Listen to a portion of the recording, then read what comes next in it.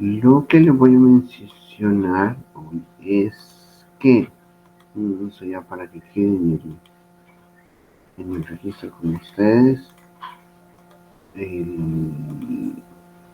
los capítulos para este tema son en Chase Aquilano, es el 17, y ahorita solo vemos esas páginas, ese es el material de hoy.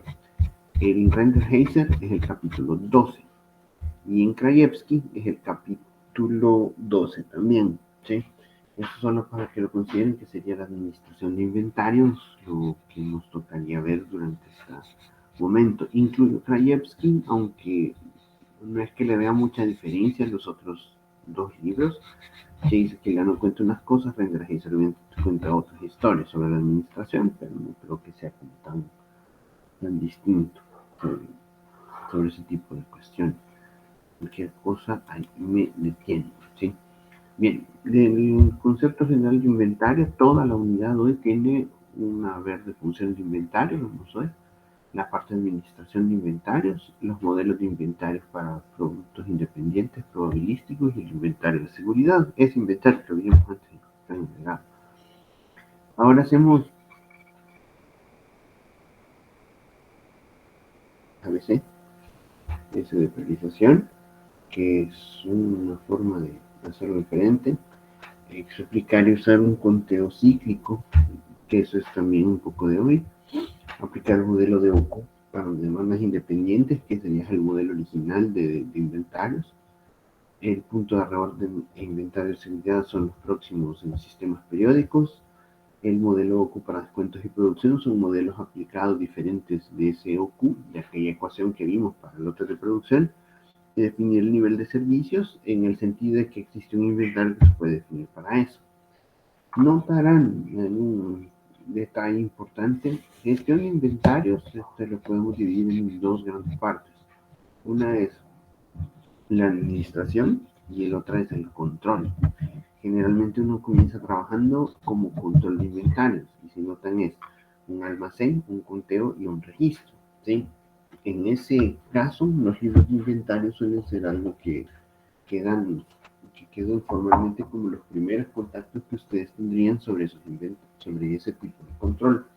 Acá, en ese conteo y registro, son todas aquellas transacciones que se colocan dentro de cualquier software, lugar, libreta o un papel, donde ustedes indiquen cuántas han sido, qué productos ha entrado y cuánto ha entrado de dicho producto y cuánto ha salido de dicho producto.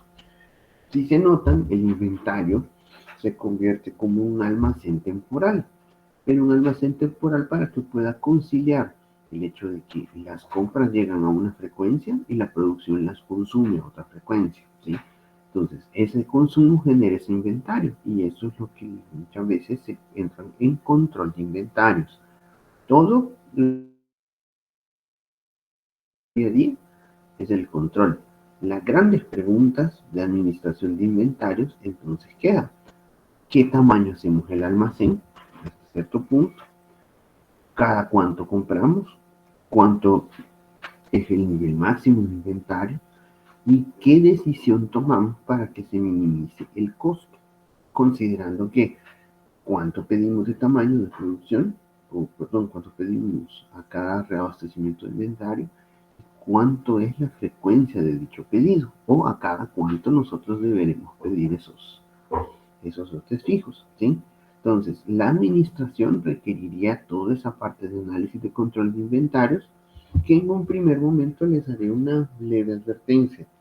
Quien no esté en este momento trabajando en algún almacén de bodega, ¿sí? Es muy posible que se enfrente primero al control de inventarios y después intente usar la teoría de administración de inventarios, ¿sí? Para explicarlo. Esa parte como muy práctica, alguien puede decir cómo llevas el control de los inventarios.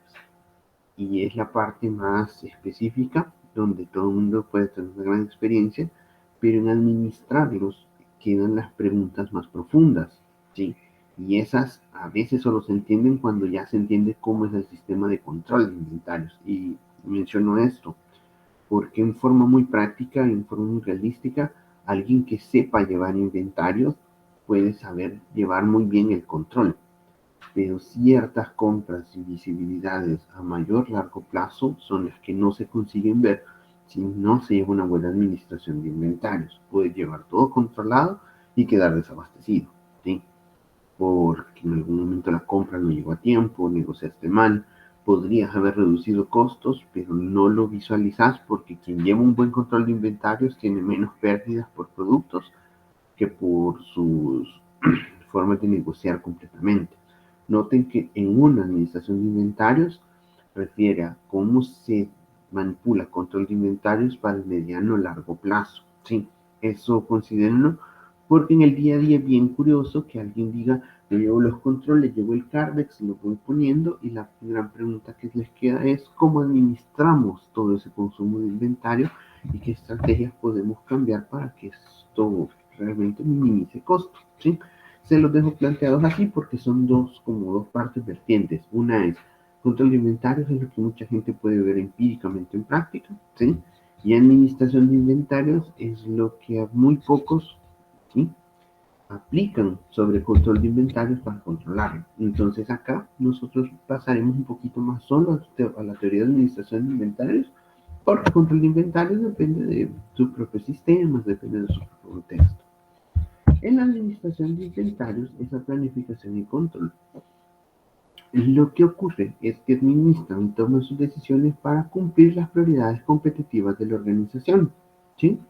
En ese caso, ustedes la gran primera pregunta sobre ese tipo de cuestiones es, ¿qué tipo de demanda tenemos? Y en administración de inventario suele mencionarse o suele hacerse un trabajo en que si no es una demanda constante, entonces se pueden usar mejor los planes de producción para trabajarlo. Pero si su demanda es constante, entonces conviene mejor hacer unos modelos más sencillos que planes agregados. Y dependiendo si es rapidez en la entrega, entonces ustedes tendrán como gran requisito minimizar el costo de entregar tarde contra en otro que puede ser, ¿sí? No existirán como riesgos de ventas perdidas por ese tipo de fenómenos. Y eso es lo que convierte a que la prioridad competitiva estará en cómo cuantifican dichos costos y cómo toman esas decisiones después de cuantificarlas. Acá, una parte hay que tomar en consideración, lo que ustedes compran en inventario es una buena cantidad de flujo de dinero invertido y notarían cómo, si ustedes logran comprar un supermercado a cada 15 días y no diario, no diré por qué diario, no me lo sé. Si lo compran a cada 15 días, notarán que tu compra de supermercado se hizo como unos, digámoslo así, $150 de toda la familia. Se convierten en un inventario porque los van consumiendo a medida se pasan esos 15 días y supusieron que lo hagan bien. En ese momento, si surgiera algún detalle o algún cambio en las prioridades de compra durante esos 15 días, como el dinero ya está invertido, ¿sí?, en un producto que ustedes consumieron, les queda que no pueden tener una liquidez de pago, o al menos no tienen dinero en las manos, a menos que sean los productos y se deshagan de esos productos de inventario para ponerlos. Gran parte del problema en una empresa no es que sea 15 días, es que en empresas generalmente se hacen compras de hasta 6 meses y el dinero generalmente podría ser un equivalente a casi la mitad o más de la mitad o a veces una planilla mensual completa. Si hay cambio de prioridades, la planilla mensual completa se puede quedar amarrada en inventario y la empresa decir, tengo dinero, pero está en inventarios, así que no les puedo pagar. En ese momento vienen como unas grandes revueltas, la forma de trabajar, la forma en cómo el inventario no puede ser obtenido, le echan la culpa a compras, ¿sí?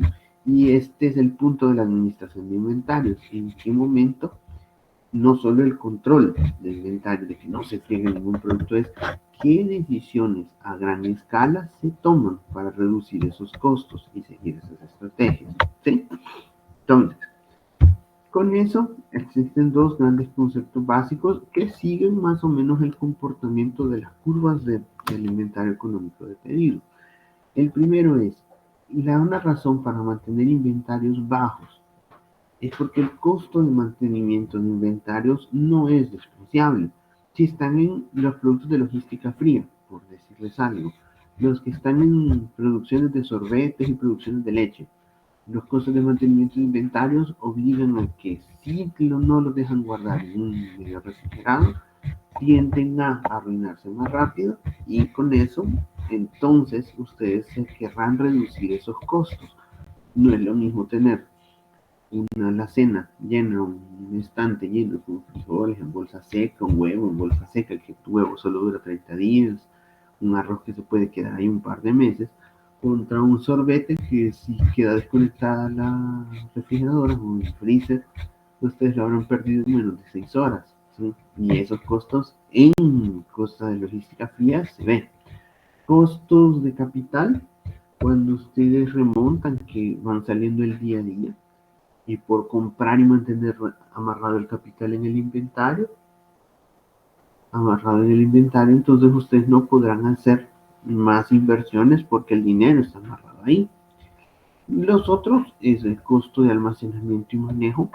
Obviamente en un lugar de un tamaño de inventario grande le pagan a alguien de almacén, a un supervisor de bodega, tal vez son ustedes, los que entonces habría que gastar en las iluminaciones del inventario, gastar en la forma en cómo esto se mantiene, gastar también hasta en los equipos y en los transportes internos que tiene el inventario, y esto incluye los paletizadores, los montacargas y todo el combustible que ellos tengan, así como las reparaciones. Existirán también los pallets, que no son baratos, inclusive los diablos para llevar los pallets, se llaman así, que tampoco son nada baratos si los ponen a ver y pensar. Y cuando se les arruinen, por ejemplo, los pallets báscula, cuando tienen que pesar algo, si realmente es algo bien triste. Y digamos, el cuarto gran impuesto que se ha identificado que necesita un inventario bajo, son parte de los impuestos, seguros y mermas. Media vez estos, por ejemplo, ustedes entre mayor tengan un nivel de inventario máximo posible, necesitarán pagar un seguro, por ejemplo, el seguro de inventario por si le llega a incendiar el lugar. Este seguro, a medida tiene más volumen, entonces suele ser más caro, y eso implica que por mayor nivel de inventario, mayor será el cobro del seguro. Pero a medida se pase eso del seguro y dejemos sobre un negocio de inventario, es que en las mermas es el desperdicio que se puede existir por el hecho de que se mantenga guardado en inventario y aún así el producto esté dañado. Entonces, por más que favorece que ciertos productos se acaben perdiendo, dependiendo de la naturaleza del producto. Obvio que en ese momento o sea, no tendrán como esa disposición y los impuestos, o sea, esos daños serán como complicados de trabajarlo. Entonces, ahorita, o sea, les diría, esos son parte de los inventarios que intentan mantener bajo. Cuando se intenta mantener alto, cuando tienen que proporcionar servicio con demandas variables, ¿sí? Y que en ese momento, por no tener una demanda totalmente constante, ustedes se protejan, y que llega la otra parte, protegerse contra errores de escasez y faltantes, ¿sí? Eso podría hacer una función de tener un inventario alto. La tercera es la del desfasar las etapas sucesivas para que no se detenga en cada una de las etapas de producción, haciendo notar que en ese momento es el inventario temporal de cada uno entre los procesos. La cuarta, facilitar la producción de diferentes ítems en el mismo lugar, puesto que mientras estoy haciendo uno, en la célula 1, en la célula 2, que es su siguiente, puede estar trabajando en otro producto. Sí, a eso refiere con el cuarto. Proporcionar un medio para negociar descuentos, acá bien proviene de la parte de compras, entonces por un volumen que se puede hacer anual, se puede proporcionar el descuento, ¿sí? Y en el sexto es que reduzcan todos esos, lo que habíamos hablado del 2, de protegerse contra la escasez, es reducir los riesgos de incertidumbre que pueden tener sobre los productos de inventario. Estos dos, dependiendo de qué se vive más entre la parte de inventarios altos y la fuerza que tengan los costos de inventarios bajos, entonces algo diferente, ¿sí? Aquí son como, ¿cuál de los dos aplica? Aplican todos, pero se preguntan más, ¿cuál me impacta más según la estrategia? ¿Sí? Y a eso es lo que definen un nivel adecuado de inventario. Bien, no sé si hasta aquí vamos bien, ¿me siguen escuchando?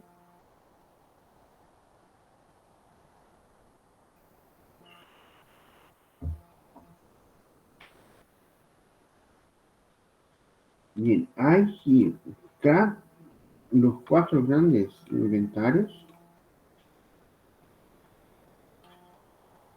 Primero es un inventario de ciclo que trata sobre materia prima y refiere a todos los productos comprados pero que no han sido procesados. En estos casos, el dimensionamiento de lote es una técnica muy usada en inventario de ciclo para que se abastezcan de diferentes cantidades. En el inventario de seguridad es el excedente que se mantiene para proteger contra la incertidumbre, tiempos de espera y cambios en abastecimiento. El inventario de seguridad se calcula a partir de la probabilidad de que exista una demanda durante el tiempo de abastecimiento, cuando han llegado a un mínimo, cuando han llegado a un tiempo mínimo de abastecimiento. El tercero es el inventario de previsión y este refiere mucho a las irregularidades de la demanda, ¿sí? Este del inventario de previsión generalmente suele quedar que cuando ustedes comienzan a cambiar o comienzan a prever que existirá alguna estacionalidad en específico, o sea, tengan una especie de inventario que reaccione por un modelo, por un modelo específico, ¿sí? Entonces, ese modelo específico se convertiría en el inventario de previsión, ¿sí? Ahora vamos, el cuarto, un inventario en tránsito. Este inventario en tránsito es, ya procesamos materia prima y no se ha terminado el producto. Cuando existe eso, existirá un working process que se convertirá en ese tipo de productos materiales. El inventario en tránsito no se controla por ninguna de las técnicas de administración de inventario, porque el de tránsito corresponde al inventario que se crea por MRP y se puede controlar de la forma que se veía en la clase de jalar y empujar, en aquella donde teníamos el justo a tiempo y el MRP juntos con las flechas verdes, esas condiciones, entonces ese se controla por la forma que se controla la producción, no como se controla la administración del inventario. Conste, el 1 y el 2 sí tienen técnicas matemáticas, se pueden revisar. El 3 se dé por previsión de demanda en forma cualitativa, en forma general. Y el 4 simplemente por un control de producción. ¿Sí? Bien, notan esta hojita aquí, aparece el ciclo de flujo de material, recordándoles que el tiempo de ciclo que está definido en este momento es desde que se ingresa hasta que existe la salida. Noten algo curioso, y esto de forma de trabajo. Ingresó la madera al almacén. La madera, por causa de que el operador tenía algún detalle,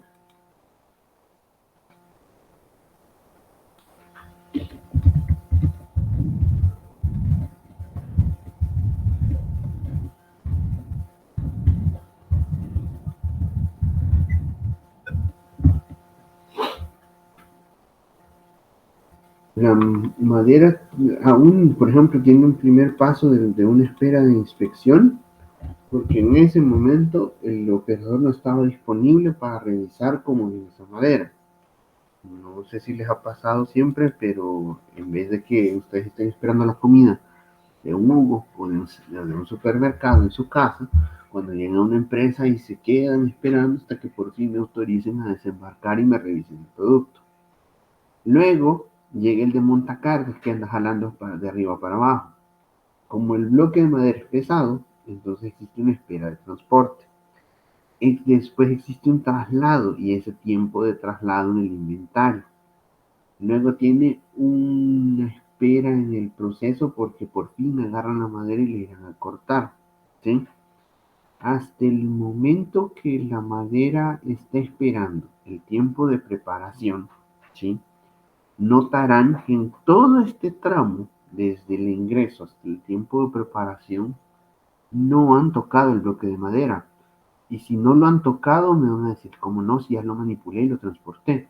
Cierto, ha gastado dinero en pagarle al inspector, ha gastado dinero con el combustible, el tiempo de traslado, ha gastado dinero guardando esa madera para que no se joda cuando estén en la cola de los procesos en el tiempo de preparación y hasta aquí no le has agregado valor. Si lo vendes, lo vas a vender igual de como ingresó, ¿cierto?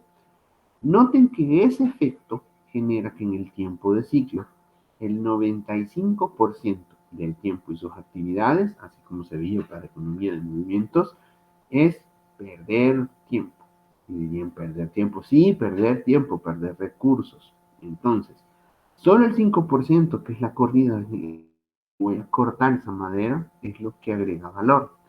Si eso ocurre, entonces todo lo que toquen de inventarios no agregará valor. Y acá es donde entonces se quedan. Y entonces, ¿por qué los tengo? Acuérdense, si en este momento la madera solo llega una vez por mes, entonces no tendré la suficiente idea para que me llegue solo el tronquito que tengo que cortar. ¿Sí? Ya ese espacio se deberán recordar 95 del tiempo de lo que pasa un material podría pasar en inventario y ese es el único momento donde no agrega valor. Lo que agrega valor es cuando ya lo estoy procesando, ¿sí? A eso conviene el uso de tiempo de ciclo. Que, aquí está. Dejamos esa parte. En el inventario, generalmente se va a tener una gráfica de cantidad en el eje vertical y tiempo en el horizontal donde ustedes piden una cantidad Q.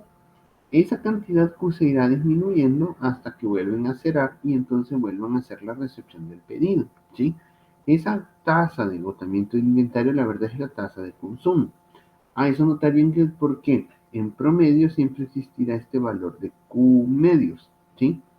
Dependiendo de cómo sea esa política, entonces ustedes pueden aportar esa programación, quedarse un poco antes, revisar un poco después sobre el nivel de inventario y que esto se convertiría en simplemente una forma de controlar con una gráfica cuánto inventario han tenido en todo el momento. Si más o menos les da una idea de cómo fueron las transacciones. ¿Qué dice el inventario? Y esta teoría aquí se ve en inventario, pero la verdad es que noten que la materia prima de su entrada de tronquitos es el agua que va entrando, ¿sí? Y generan un lago que es un inventario. Si lo ponen es un almacén dinámico. ¿Dinámico por qué? Pues sí, porque tengo productos para el cliente que están supliendo la demanda, ¿sí? Si notan aquí, a medida el agua sube, entonces el inventario sube. Y lo que ustedes tendrían es que las piedras de ahí abajo no se logran ver. Pero ¿qué les puede ocurrir? Que si sea cierto. Que tengan el inventario, venga y diga, no hombre, cubramos, tenés fallas de máquinas. No se ven, ¿sí? Tenés plazos diferentes por la recepción de los materiales. No se ven, están muy al fondo las piedras. Hay una mala planificación de cuándo llegan los inventarios. No se ven. Los tiempos de preparación, que es lo que estábamos viendo sobre preparar la máquina, no se logra ver. Largos tiempos de cambio, también como que si entre un producto y otro existe un largo tiempo, también no se logra ver. Problemas de comunicación de que si va a llegar tarde o no va a llegar tarde. Si hay inventario, media vez el agua y pasa ese nivel de piedra, entonces no habrá problema. Líneas no balanceadas.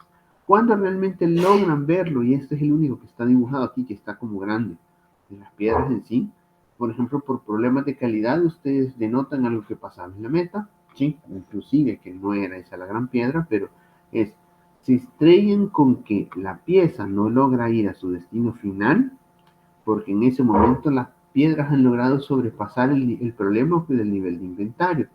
En ese caso, este pensamiento es, recuerden, cada vez que ustedes suben el inventario, esconden los problemas. Algo que entonces se decía de la filosofía Toyota es, media vez tenga, el inventario es un enemigo. Y dirían, pues sí, pero que no me ayuda a protegerme de las incertidumbres. Sí, pero mientras tengas el inventario no podrás ver qué hay atrás, abajo. Un absentismo, si es una línea no balanceada, si tendrías problemas de calidad cero, si realmente tenés una mala programación en tus máquinas. O sea, el inventario no solo esconde y protege la incertidumbre, sino que se lleva de paso todos otros problemas que deberían estar resueltos. ¿Sí?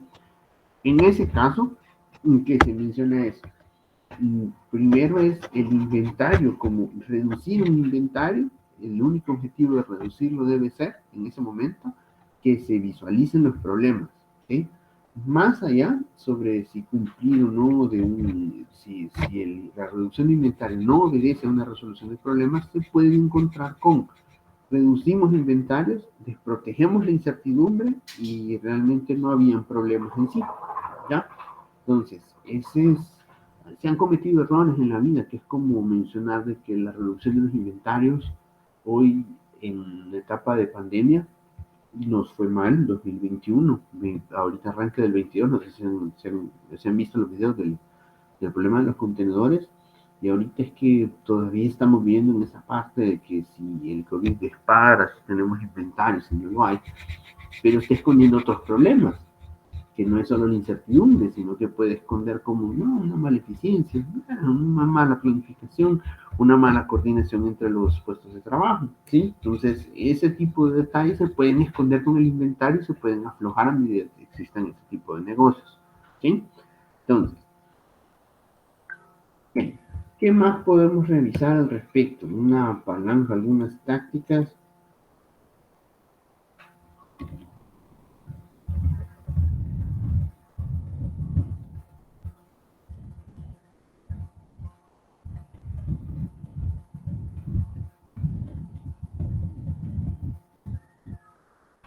¿Qué más tendríamos hasta el momento? Para algunas tácticas para el inventario de ciclo, es que la racionalización de pedidos se hagan pedidos más cortos, pedidos menores y más cortos, ¿sí?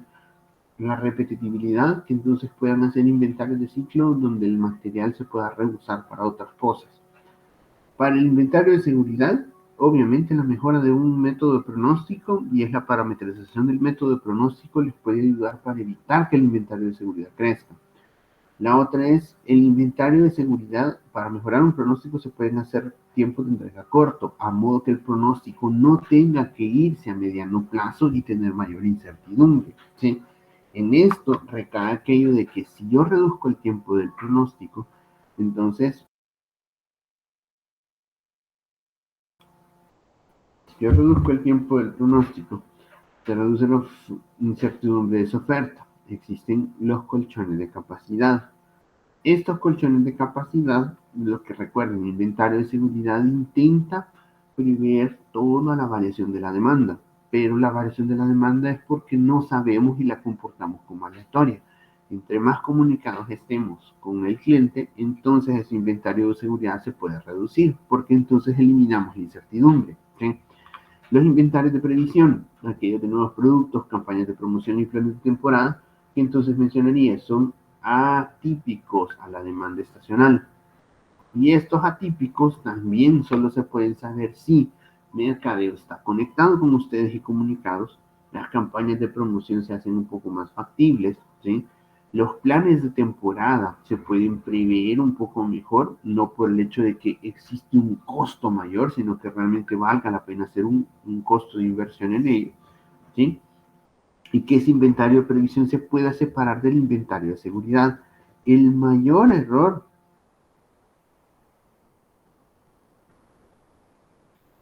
el mayor error que tenemos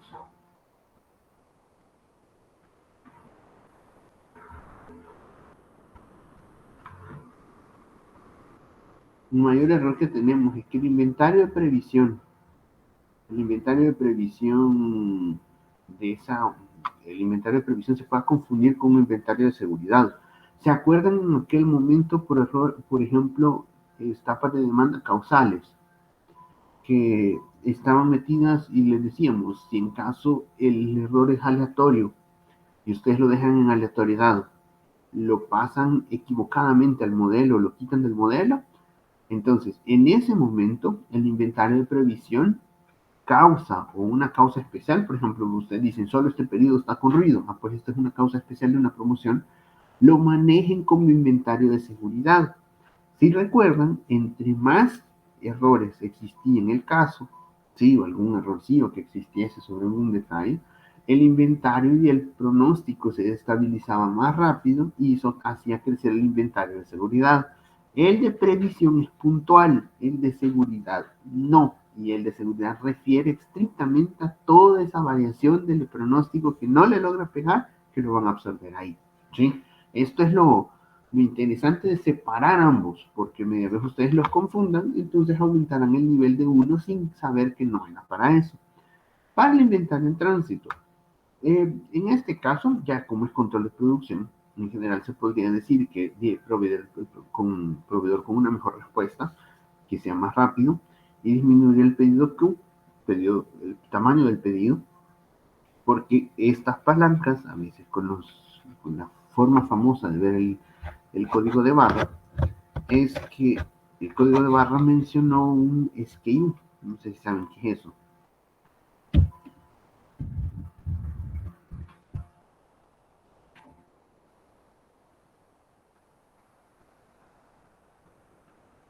Hola, no sé si saben qué es SKU.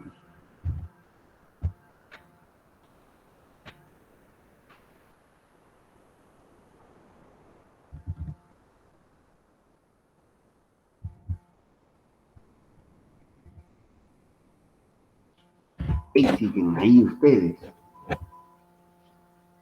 Pues sí, entonces, a ver, Herbert, ¿qué es un SKU?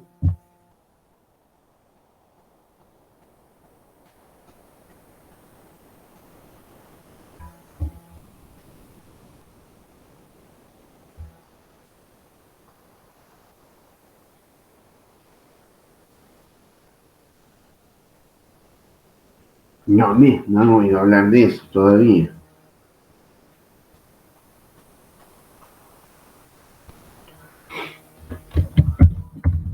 En inglés, SKU. No.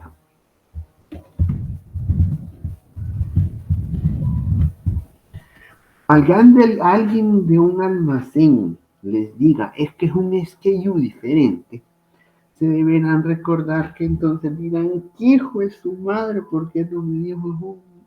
Y aquí les diré, SKU se le conoce en inglés al Stock Keeping Unit. Y ese Stock Keeping Unit, o Stock Keeping Unit, eso no me recuerdo bien si es Keeping o Skip, ¿sí? Para mí es Keeping, ¿sí? Es la unidad o el número de identificación del inventario que tiene ese producto. Si en este momento ustedes agarran y esto, por decirles algo, aquí hay una botellita de agua.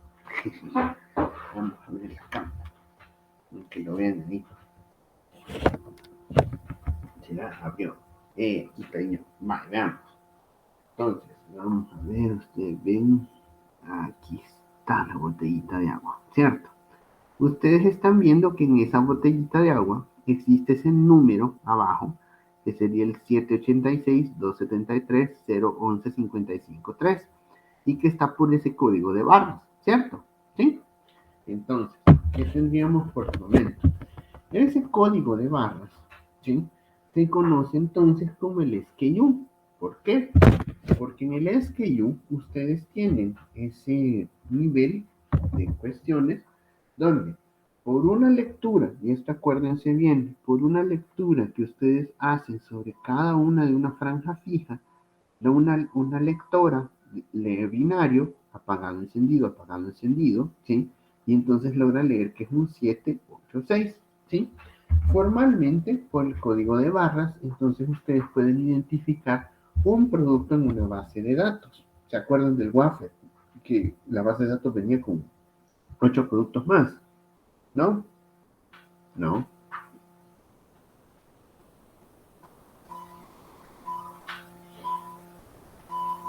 Entonces, en ese caso, ese SKU significa este número, ese número de código de barra. Si lo notan, casi todo tiene un código de barra, pero es porque, y aquí les cuento la historia, el código de barra, en vez de meter manualmente, si pasan en la banda en un láser y le hace pip, entonces ustedes meterían los 13 números, código números. Creo que hay una clase preparada sobre eso, si no, a continuación se da, porque entonces el control de inventario implica, yo puedo almacenar e identificar únicamente con dígitos, a través de 13, 16 dígitos, por un código de barra, una forma de este estilo, ¿sí? Vale, esta es la clase de código de barra, ¿verdad? Eso esa idea del código de barra, la verdad, no sigue siendo más que un...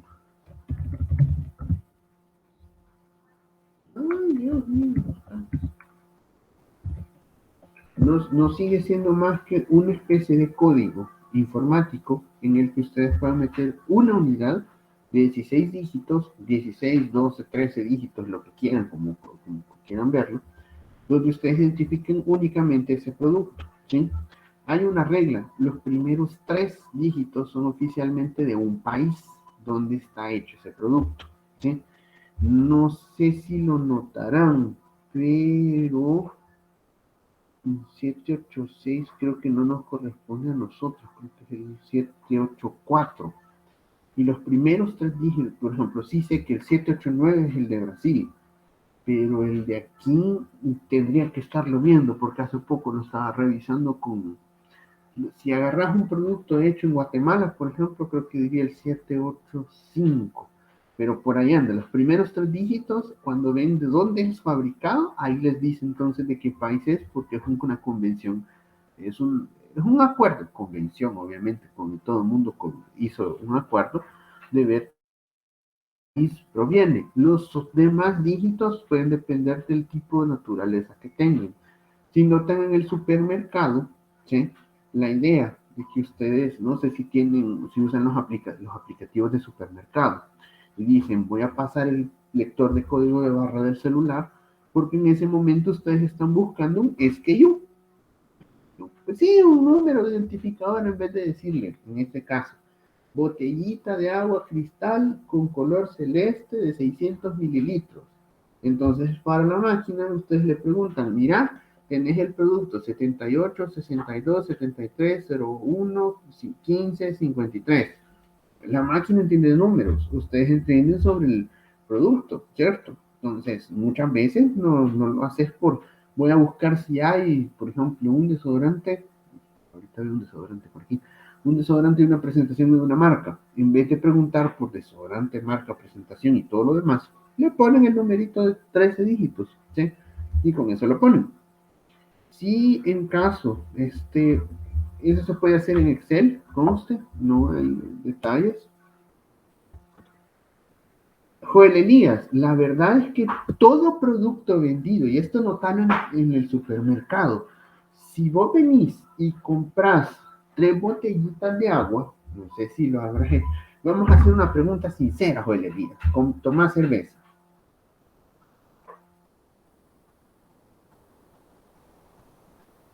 Sí, no. Hola. ¿Escuchaste? Antes, vale. Si lo notas, eso es muy típico, se los comento que en la compra de cervezas, pero en el de agua puede cambiar. El six-pack por dentro de six-pack tiene un código de barra en el six-pack. Si ese número es diferente en su envoltorio al de la lata, las 6 latas adentro vienen con el mismo código de barras, ¿sí? Entonces, ¿qué hace la cajera del supermercado en general? pasa 6 por y te pasa el código de barra de la lata, ¿ya? Pero nadie se fija a veces que si el six-pack trae un propio código de barra, entonces podrías identificar a cada uno.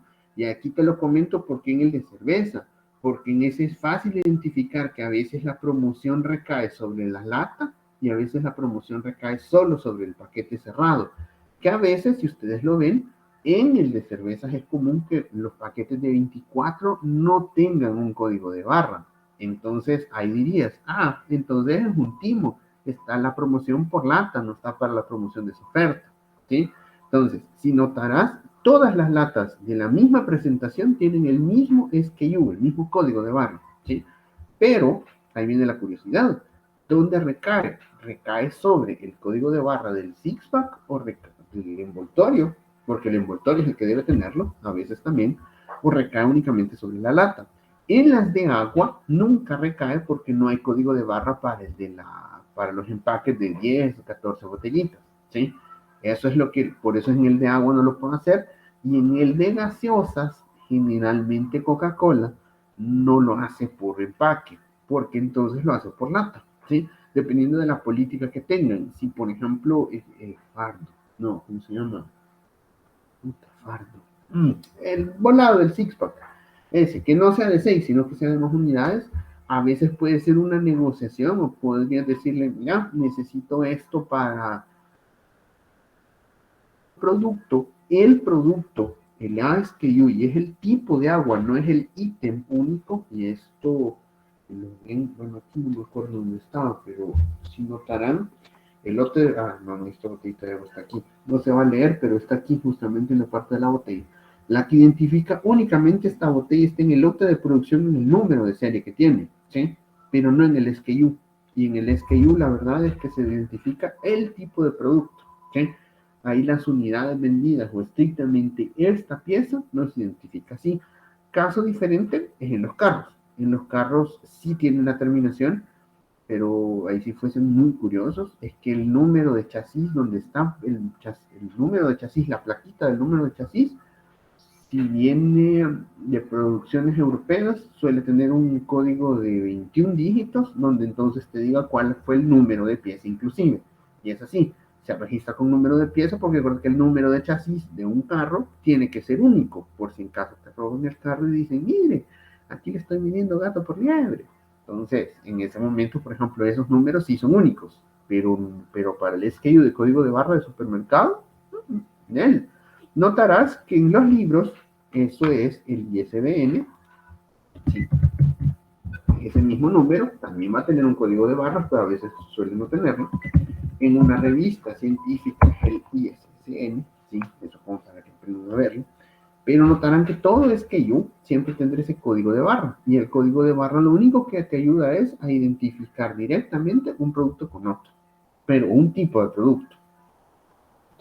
Set con eso, sabían esa curiosidad. Ya la sabían. No, meter para que me perdí tiempo explicándole el libro. No, dormirse. No. ah, solo déjenme ver Solo déjenme ver si tengo algo, porque me acuerdo que tenía algo hasta sobre esos códigos que antes lo daba. Pero déjenme ver. Aquí.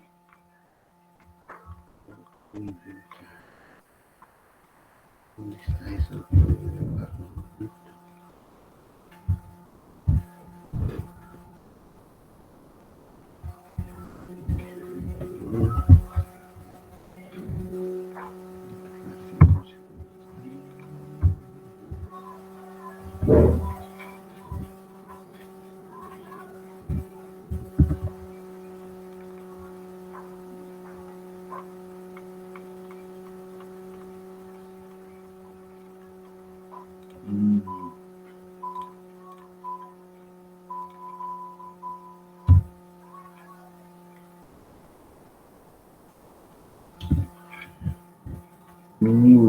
Ni modo, vamos a tener que presentar el libro especial de esto. Voy a hacer fotos en pantalla.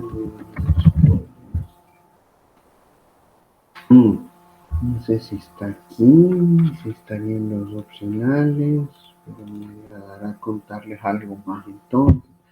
Ay, Dios mío. El carnet de la UCA que ustedes tienen hoy en la mano, noten que tiene un código de barra, ¿cierto?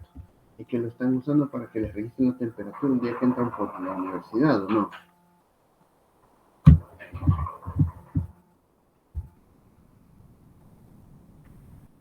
Está bien, entonces que el número de carnet de ustedes es un SKU para la universidad.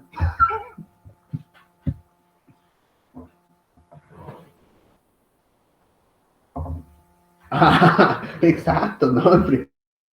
Potencial consumidor y gran cliente que nos paga siempre sus cuotas a tiempo. Muchísimas gracias por su aporte y colaboración. Esta es la gran obra de la Compañía de Jesús. Entonces nos permite mantenerlos con vida, ¿cierto? Ah, pues entonces no tenga ahí está su SKU en el código de Scanet que hoy lo están usando. Porque plagio, no hombre, joven. Pinche dura de realidad. Eso es lo que les tenemos a continuación. Reference, ¿dónde está el libro 2 más folios? Aquí está. Esto sí se lo voy a hacer un cambio solo porque el tema para mí sí, realmente es interesante y esto se tiene que ver aquí en inventarios. O sea, pues la primera vez se lo cuento. El libro, ábrete. No sé por qué no he encontrado esto en otros lugares, pero vamos, niño, por Dios.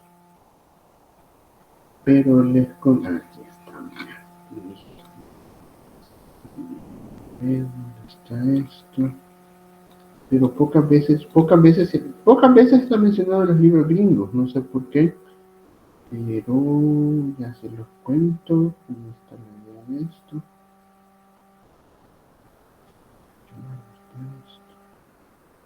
Eso para hacer una pequeña pausa.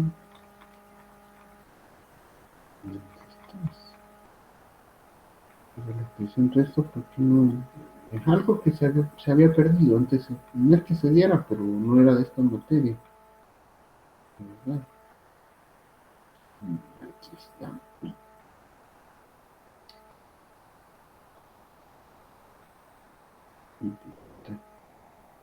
Vieron el detallito en los códigos.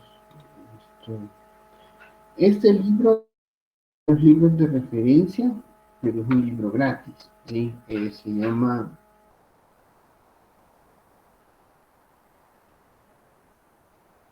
No, viejo el Elías, el día que vaya a Brasil es porque no regreso. Y me pongo mi emprendimiento de esa yoki. Fíjate que tendrían que hacerlas aquí, porque nosotros tenemos yuca. Y la harina de yuca de allá lo que cambia es la forma de hidratación. ¿Sí? La planta que tienen allá, la única es que está con barro rojo, con tierra roja, y la de aquí la tenemos con tierra negra en el Pacífico. Pero la harina de esa tapioca se puede hacer aquí, se debería hacer aquí. Es como que me digan, solo en la carretera panamericana para San Vicente se toma caldo de jugo de caña. Y bueno, no sé en el resto del país, porque todo el resto yo no veo que vendan jugo de caña por aquí. Y algo tradicional ahí en Brasil, en todo el país, es que el viernes, o sea, mañana, tendréis que comerte un guantán grande, un guantán o una tapioca de esas con jugo de caña. Pero cuando sentís la caña, o sea, en esas inversiones es como, mira, el modelo de negocio de todos los viernes. Y allá, como es tan común, aquí sería un equivalente a irse a tomarse una horchata, ¿sí? Un jugo de una caña destripada, igual que esa tapioca. Se puede hacer aquí, pero no es común y conocida. Y de repente allá es como llegar, vendamos frijoles molidos, y allá se te queden viendo como, ah, ¿qué es eso? Entonces, existen cosas bien raras, pero gracias por el comentario, a ver qué traemos de ahí. Algo que les necesitaba contar de este libro, el libro de Yorandir Peinado, existen los códigos de barra, a veces, este tipo de identificación. A uno se le llama el grupo, el subgrupo, el subsubgrupo, el número secuencial del SKU, noten aquí son 2, 2, 2, ya tengo 6 identificadores, 4 únicos, ¿sí?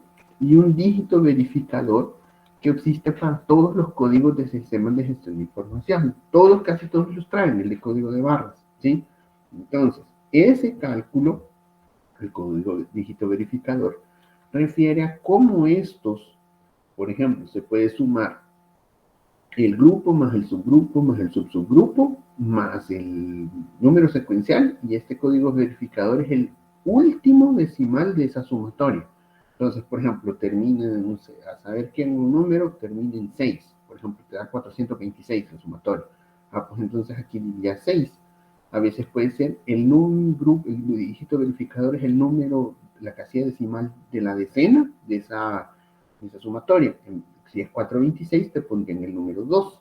Dependiendo de qué regla sigue ese dígito verificador, entonces puedes proteger la información para saber. Si se sabe todo esto y no se sabe este último, entonces el dígito verificador se me puede correr. Generalmente los los generadores de llave deben conocer ese secuencia de dígito verificador, porque también es la forma en que blockchain se protege. Lo mismito, dígito verificador. Digamos, en esto, ¿qué más yo necesito contar sobre eso? Por ejemplo, existen otros, existen otros que, por ejemplo, si sea, por ejemplo, con ecuación de multiplicación, luego haces la suma entre ellos mismos, dividís entre un número, a veces el número de variable, y entonces te ponen el residuo, ¿sí? Sobre 10, en ese momento si el residuo es 0, por ejemplo, entonces el dígito verificador se convierte en un 0 aquí al final, para que entonces esa secuencia de verificación sea la que te quiebre la vida, ¿sí? Esa secuencia de verificación es lo que blockchain hoy amarra, es decir, lo pone al final de abajo. ¿Qué más te tengo que contar? El sistema dinámico, tengo otra cosa más interesante para contarles a ustedes. Grupo, subgrupo, no. Esto de EAN es lo que hay que saberlo. El tamaño del código EAN se reconoce como 3x. Bueno, generalmente el producto de supermercado, y esto se lo ven así, existe este protocolo, el EAN 13.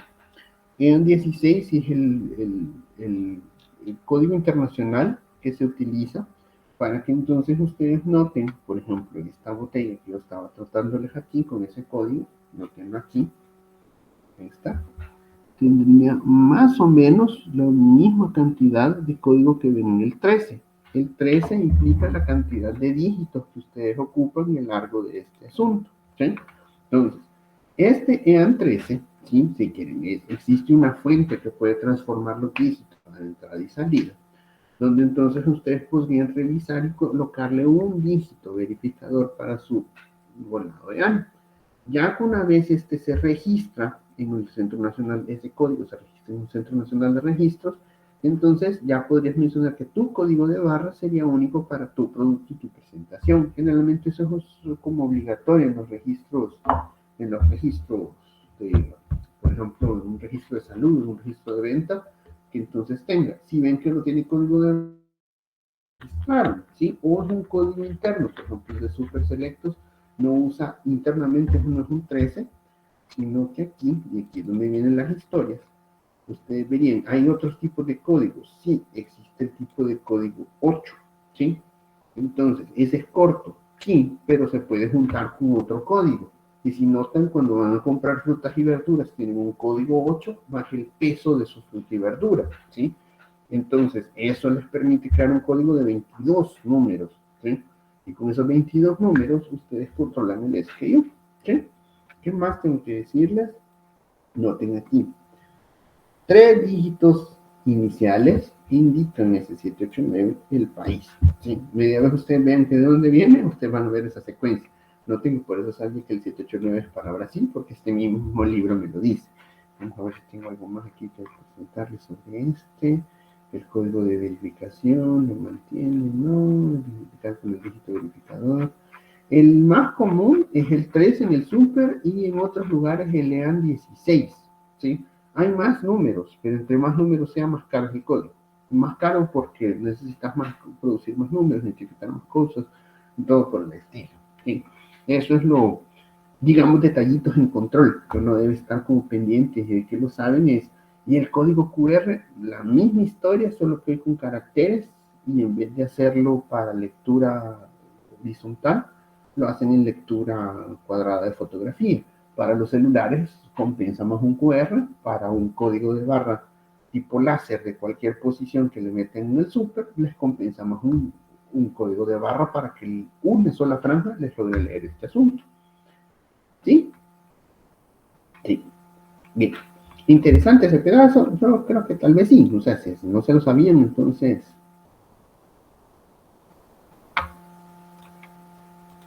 Dame mucha paz ahí, no, mostrable. ¿Qué más? ¿Qué más? Interesante ese asunto. Sí, no me gustaba. Eh, sí, por eso les digo, si es SKU, no recuérdense, un código de un número de identificación único en un almacén. El SKU puede cambiar, en general si son registrados los productos no debería, ¿sí? No debería porque este mismo, si van a la despensa de Don Juan, este mismo código de barra debe estar allá, a menos que sea como aguas selectos en oferta y le cambien el código. Ahora entenderán por qué a veces le tapan el código de barra a la gente y dicen, no, anúlenlo para que cuando pase ese producto no pase el código original, pase un código reserva. El código reserva es para maniobrar Cardex y hacer ofertas sobre ese Cardex. ¿Y cómo es? Cuando los códigos tienen forma. No, Eric, fíjate bien lo que vamos a hacer ahorita en la cámara. Estando bien. Yo para tu cámara no te voy a acercar tanto la botella que no vas a saber qué forma tenía ese código de barra, sino que vas a leer oscuro, claro. No es que tenga forma, lo que importa es que en un punto tú puedas leer desde el inicio hasta el fin, nota que hay 3 rayas a la izquierda del 7 y 3 rayas a la derecha del 3, ¿sí? Lo pongo así. Ese es el inicio y fin de código de barra. Media vez la forma que tenga, no importa la línea recta. Si se genera una línea perpendicular entre, vamos a ver, estas, necesito un pinche palito.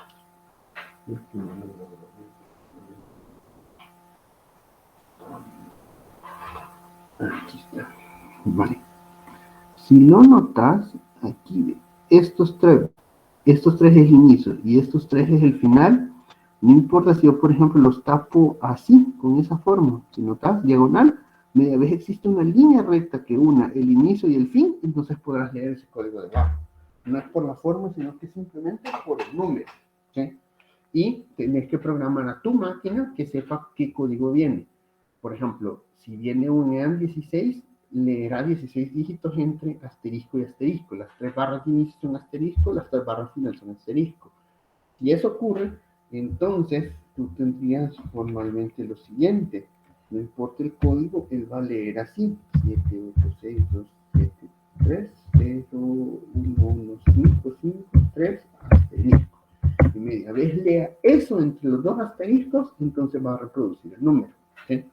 La forma no le interesa, siempre y cuando en la horizontal, o sea, en una perpendicular a las rayas, logres el inicio y el fin. Si eso está cortado, entonces no lo vas a leer. Y por eso vienen las cajeras y se quejan. El impresor de carne, lo mete manual. Y tú dirías, ¿por qué diablos lo mete manual si me está haciendo perder tiempo? Solo pásalo en la cajita. Es que no sirve.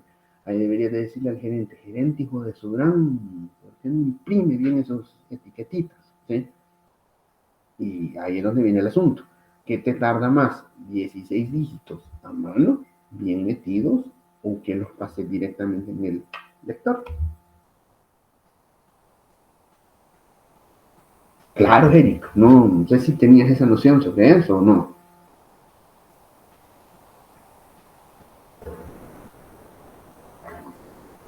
No es la forma, de hecho es más, no sé si, Eric, ¿alguna vez has agarrado en la revista El Economista?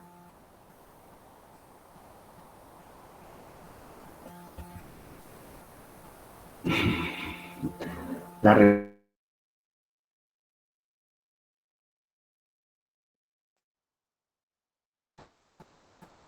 Otro chambre que les voy a contar de producción. Hay una revista de economía aquí en Centroamérica. Yo me acuerdo que no era El Economista, porque El Economista tenía un código de barra cuadrado, que era la suma de la competencia donde yo trabajaba. Que la silueta del código de barra es la ciudad de San Salvador. Tiene una silueta así como que fuese el Cristo transfigurado. Y esa silueta, el código de barra se ve como que es una silueta y se ve una figurita bien bonita la figura. Pero ahí resulta entonces que la base abajo tiene los números y lo que importaba era que se escondían el inicio y el final. Entonces uno veía el código de barra y lo decía como, mira qué chivo la silueta ahí, pero estaba ahí un código de barra y nadie lo sabía, es decir, poca gente lo ve como código de barra, pero como es estético, entonces todo el mundo lo escondía y era como, mire, aquí está, ve, aquí lo pueden poner. Hay algunas ocasiones que en impresión, en grises y blancos, se podía hacer una trasfondo, a modo que pudieras meter un código de barra con un color diferente, que no fuese claro oscuro, a modo que pudieras, por ejemplo, le encendés una luz ultravioleta y entonces se logre ver el código de barra. Ese era un código de barra oculto que se podía imprimir en algunas revistas cuando te hacías una promoción y que verificaría si esa capa, esa portada de revista tiene un código oculto, ¿sí? Cuesta, es carísima esa impresión, o sea, no crean que es algo que es muy típico hacerlo aquí, en El Salvador. Brasil lo hace, pero no es común tampoco. No crean que es algo que quien lo hace mucho es el periódico segundo código de barra para sacarle una oferta a esos productos. Y eso era como, y es que yo de dónde salió, de un 2. ¿Sí? Pero son curiosidades porque puedes ocultar información hasta donde menos pensés que lo tiene. Bien, no sé cómo vamos tranquilos, eso es puro control de inventario, o sea, lo que estamos tocando ahorita, dirían, sí se controla el inventario, sí, ¿qué sería lo ideal? No, ¿qué sería lo ideal? Que les cuento como parte del control de inventario, no sé, tecnologías. Si notan, la entrada de la tecnología 4.0 para los inventarios implica que si yo tengo ese código y yo voy a un estante y tiene un código, yo puedo colocar el producto en ese estante, hacerle un BIP al producto, un BIP al estante y transaccionalmente en una base de datos decirle entonces, he almacenado una entrada de un producto en dicho estante, ¿sí? Y por eso es que tendrías todas esas cuestiones de código de barra. ¿Qué sería lo ideal? Que transmitieras por Wi-Fi, por radio, aquí por radio se llama RFID, ¿cierto? La identificación por radiofrecuencia, que lo hicieras por telemetría, que lo hicieras por una comunicación a distancia a un computador central donde llegas con tu celular, le das clic, clic, y en ese momento se guarda, sin andar digitando tanto, la transacción completa, ¿sí? Noten que formalmente esa parte en la industria 4.0, la idea es, se automatiza, sí, pero se minimiza totalmente la intervención humana en detalles menores y se aumenta el conocimiento electrónico sobre existe esa transacción hecha. Eso solo para que lo consideren como, o sea, veamos, ya que Marquis dijo todo bien por el momento, que decir que hasta comienza la aburrir. Vamos, entonces, clasificación ABC. La clasificación ABC es una clasificación de valor de consumo. Y esto es para que ustedes se enfoquen más en cuál les importa mucho. Noten que sigue la ley de Pareto. La ley de Pareto menciona que el 80% de la riqueza se concentra en el 20% de la población. Si consideran los productos en inventario de la población, entonces solo el 20% de la población es la clase A porque concentra el 80% de las riquezas. Luego mantiene que la regla 2, el 30% de la clase 2 de la población tiene el 15% o llega hasta el 95% acumulado. Y el C somos todos los pobres, ¿sí? Que en ese caso sería el 50% de la población apenas tiene un valor de riqueza de 5% concentrado. O sea, pues que el 5% de mi capital de inventario se pone en la clase C. ¿Para qué me refiere? Vamos aquí. ¿Para qué me refiere la clasificación ABC? Y esto es lo siguiente. En clase A, ustedes están con productos que si les falta una unidad, les falta un montón de dinero en capital. Si compran una unidad, requieren un montón de dinero para comprar. Clase A suele tener una revisión, perdón, aquí. A ver si no estoy equivocando en la copia. En este caso, artículo A, aquí está. El grado de control, esto se lo voy a escribir después en una tablita adicional, no tenía esa tablita en la mano antes. El grado de control de la es intenso, ¿sí? El tipo de registro debe ser lo más seguro posible, o sea, entre más dígitos tengan del ID, mucho mejor. El inventario es bajo, claro, si tenés un costo alto de capital, entonces tenés que revisarlo. Y los procedimientos deben ser muy cuidadosos y muy frecuentes, es porque si te roban uno, es porque te van a robar un montón de dinero, ¿sí? En clase A. ¿Qué ocurre con la clase B? En este, el tipo de registro debe ser completo y seguro, pero debe ser normal, no es intenso, o sea, no tienen que andarlo taloneando siempre. Necesitan hacer pedidos normales y cierta rapidez. Generalmente el tipo B, se hace, si lo notan, como que fuese un sistema periódico. ¿Por qué? Porque necesitan cierto reabastecimiento normal, o sea, cierta frecuencia. Noten que las cosas que a ustedes no les pueden faltar, ¿sí? Digámoslo en su momento, sería el gas propano. Es un tipo, dependiendo de cómo sea su versión de la parte, un poquito.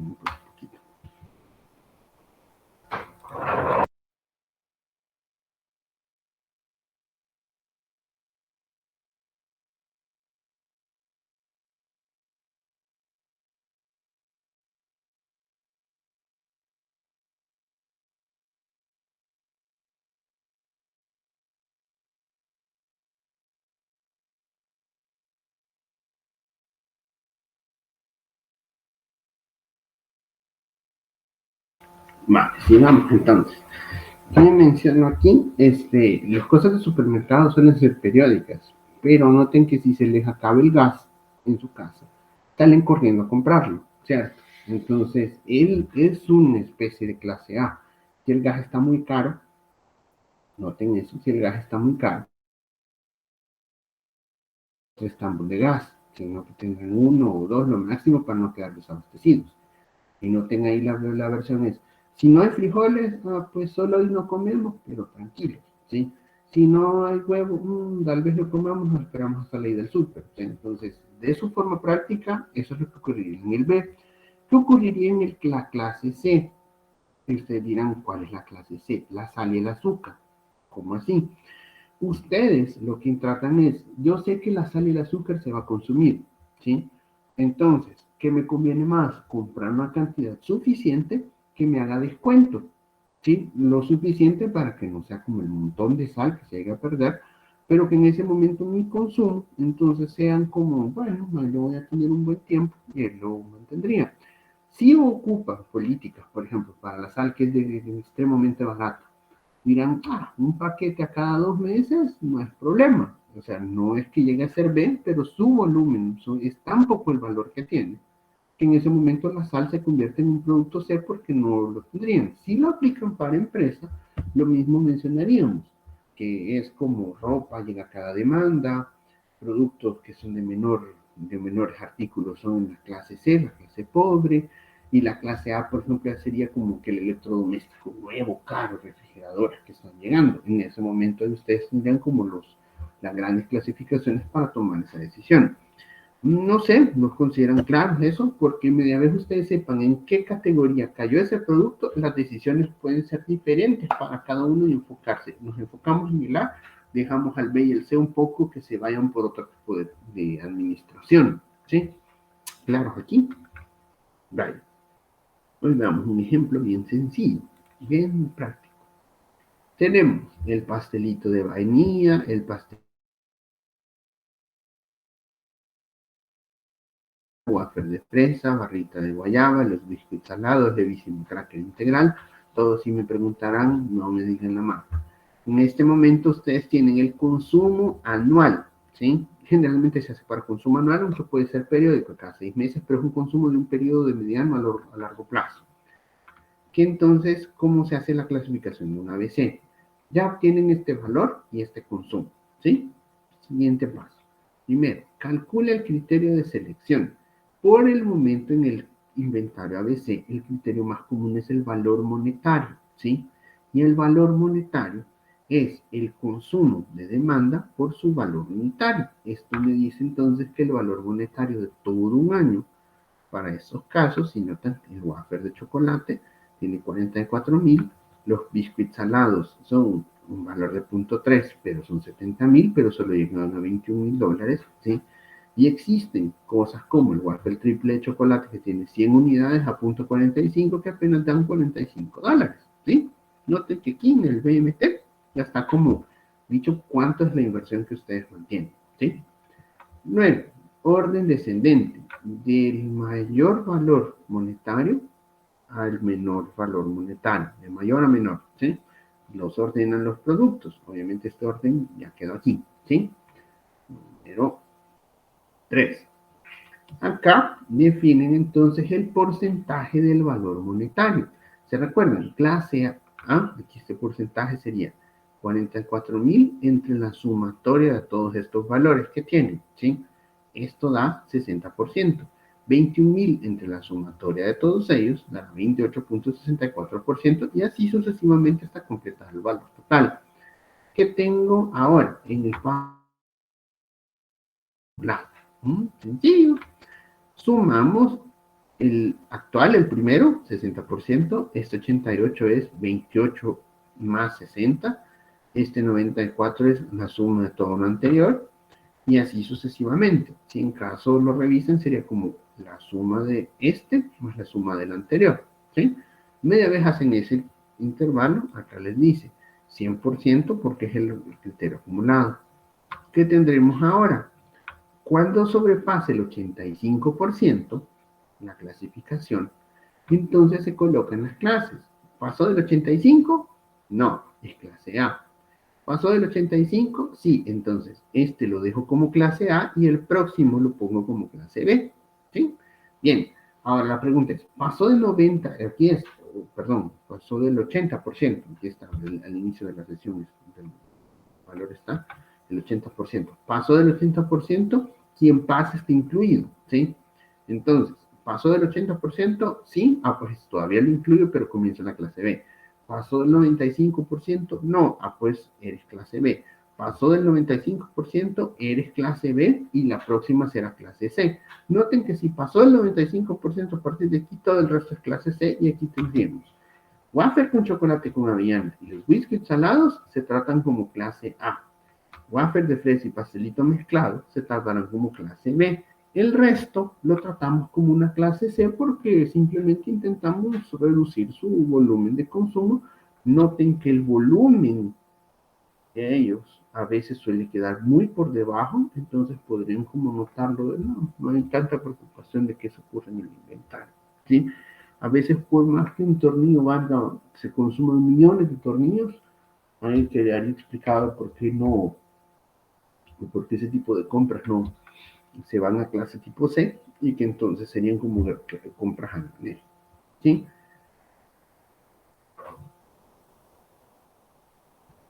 Aquí tienen la gráfica equivalente, eso es solo como un pareto hecho ahí formalmente para hacerlo. ¿Qué noto acá antes de terminar la clase? Algunas políticas es los recursos para tipo A siempre serán prioritarios que no C. Recuerden, un control más exacto, registro más exacto en tipo A y pronóstico en A. Él sí tiene derecho, sí, en ese caso si el producto, un producto cae en clase A, entonces todo el pronóstico hecho para ese producto, para la familia de productos, pasa a ser automáticamente un valor. ¿Cuál es la revisión del clase A, B, C? Que durante alguna venta un cambio de producción, un cambio de demanda puede hacer que un producto pase de B y salte para clase A durante un periodo, ¿sí? Eso es peligroso, porque si existe un salto el cambio de estrategias y mercadeo no cambia su forma de pensar con ese producto, entonces se les puede venir abajo y retornar a clase C por dejar de venderlo, ¿sí?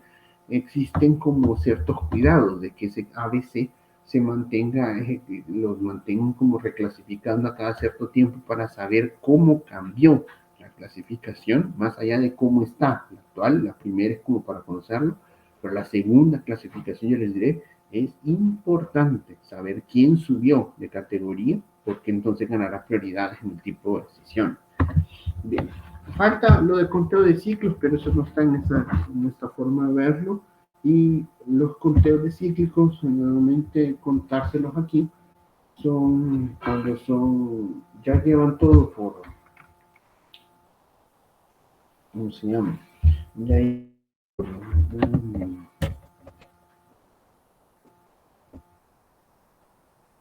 conteo de ciclo. El concepto es que ustedes tienen que hacer un conteo físico a cada cierto tiempo, aunque lleven un control electrónico. Por si en caso el control electrónico no tiene transacciones de pérdidas, no tiene transacciones de revisión de inventario. Y ese conteo cíclico, en el libro se pone cuánto tiempo podrás necesitar para ese conteo, ¿sí? Pero noten que por eso alguna vez en el año todo el súper cierra temprano como para hacer ese conteo físico, para ver si le cuadran sus inventarios y todas sus transacciones están bien. Pero son técnicas de control. En la administración de inventarios, eso lo más que lleva es la felicidad de tener algunos detalles. Bien, no sé por el momento cómo lo sienten, cómo vamos, si tienen dudas, o sienten bien.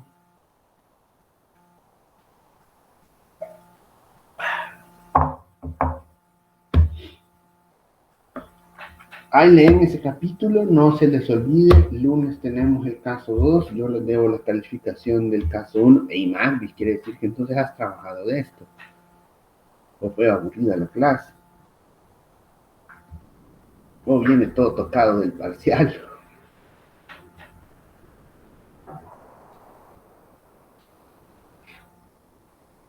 Ah, se rió en el último, o sea que viene todo reventado. Ahorita está la presencia de Madrid, pero su cabeza está pensando todavía en la almohada, en el sueño. ¿Qué les puedo decir en esto? Es curioso. La nota del caso José Gabriel espero que esté al final de esta semana, porque el caso no mismo estaba largo. El del parcial 2 tengo novedades, tendré ayuda para corregir procedimientos por si algunas respuestas no coinciden con su procedimiento. Y es así, la del parcial 2 solo la otra semana. La del caso sale primero, la del caso 1 sale primero y el parcial 2 sale después. Entonces, así lo dejaría, pero yo creo que hoy siendo jueves, mañana viernes, sábado, domingo, lunes, tal vez el caso, martes el parcial.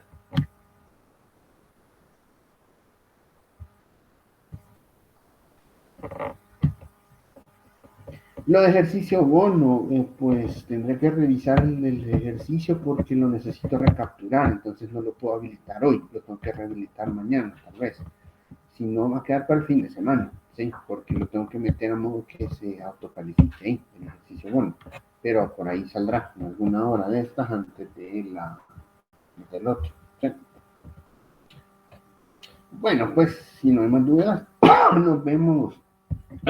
Solo advertirles, por la plataforma les aviso si por estos días en alguna de esas toco una actividad asincrónica que tiene el video grabado para esa sesión, entonces se los pondría el video grabado directamente para que no tengan las últimas reuniones. Han salido algunas emergencias que tengo que cubrir aquí y en esas cosas el material está grabado y podemos hacer como sesión alternada, pero mañana en teoría todavía los acompaño. Ya la otra semana creo que vamos a alternar lunes, porque el lunes vamos sesión, martes no tenemos y hay video grabado, miércoles hay sesión, jueves tenemos video grabado, ¿sí?